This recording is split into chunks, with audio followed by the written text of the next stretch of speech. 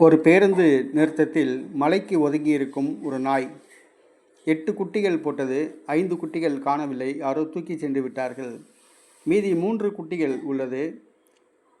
ஆனால் இந்த தாய் நாய் சாப்பாடு இல்லாமல் வாடி வதங்கி போய் கிடக்கின்றது. இந்த 3 கண் திறக்காத 3 குட்டிகளும் அங்குமிங்கும் தன்னால் ஊர்ந்து கொண்டு சாலையில் செல்கின்றன. இந்த சாலை பேருந்து பயணிக்கும் ஒரு சாலை. இந்த நாய்க்கு உணவு கொடுப்பார் யாரும் இல்லை. அருகில் உள்ள டீ கடை, ஓட்டல், அங்கே சென்று வாசலில் நின்று நாக்கை தொங்க போட்டு கொண்டிருக்கும். யாரும் உணவு தர மாட்டார்கள். இந்த குட்டிகளுக்கு பால் கொடுக்கவும் முடியவில்லை. பொதுவாக நாய்களின் எண்ணிக்கை தெருக்களில் பெருகி வந்தே இருக்கிறது. நாய்களுக்கு ஒரு சிலர் விஷம் வைத்து கொண்டு விடுகிறார்கள். மாநகராட்சி வந்து நாய்களை பிடித்துவிட்டு செல்கின்றன.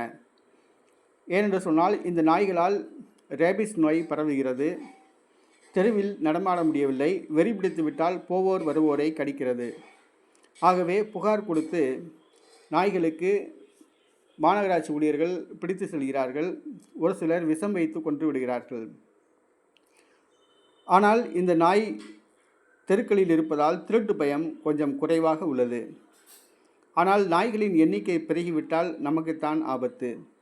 நாய்களால் இத்தனை தீமைகள் இருந்தாலும் கூட இந்த நாய்கள் உணவில்லாமல் இருப்பது நமக்கு வேதனை அளிக்கின்றது. நாய்களை அடித்து துரத்துவோம். ஆனால் இந்த உலகம், இந்த பூமி மனிதர்களுக்காக படைக்கப்பட்ட பூமி அல்ல.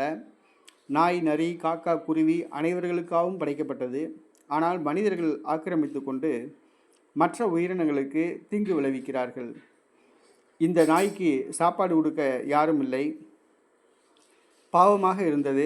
அருகில் உள்ள ஒரு கடைக்கு சென்று பிஸ்கட் வாங்கி கொண்டு அந்த நாய்க்கு போட்டேன். ஆனால் இந்த குட்டி நாய்கள் தின்பது கிடையாது, இன்னும் கண் திறக்கவில்லை.